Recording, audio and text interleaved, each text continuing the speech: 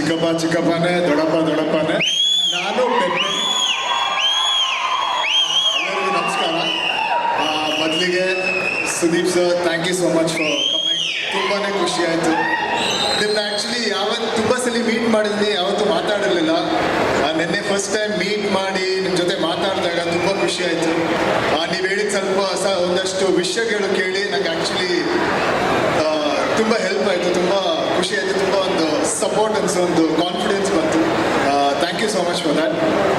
ನಮ್ಮ ಸಿನಿಮಾ ಬಗ್ಗೆ ಮಾತಾಡಬೇಕಂದ್ರೆ ಪೆಪ್ಪೆ ಆಲ್ಮೋಸ್ಟ್ ಒಂದು 2 years ಜರ್ನಿ ಇದು. ತುಂಬ ಜನರ ಶ್ರಮ ಇದೆ ಈ ಸಿನಿಮಾದಲ್ಲಿ. ತುಂಬ ಖುಷಿಯಾಗಿ ಮಾಡಿದ್ವಿ.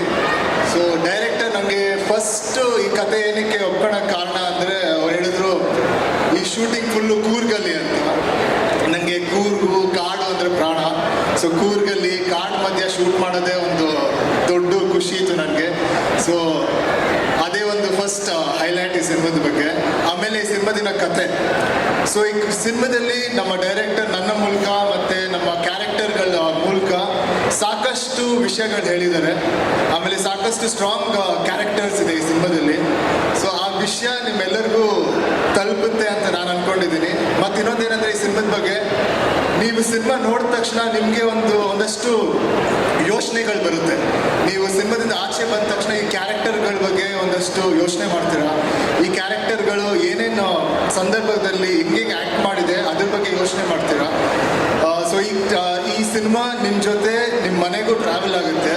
ಸೊ ಈ ಸಿನಿಮಾ ನಾನು ರೀಸೆಂಟಾಗಿ ಆ ಸಿನಿಮಾದ ಒಂದು ಪ್ರೀಮಿಯರ್ ನೋಡಿದಾಗ ಅವಾಗ ಅನಿಸ್ತು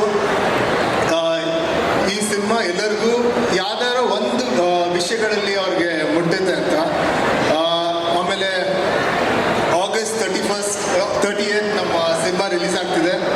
ಎಲ್ಲರೂ ಬಂದ್ಬಿಟ್ಟು ನಮ್ಮ ಥಿಯೇಟರ್ಗಳಲ್ಲಿ ನೋಡಿ. ಅಷ್ಟೇ.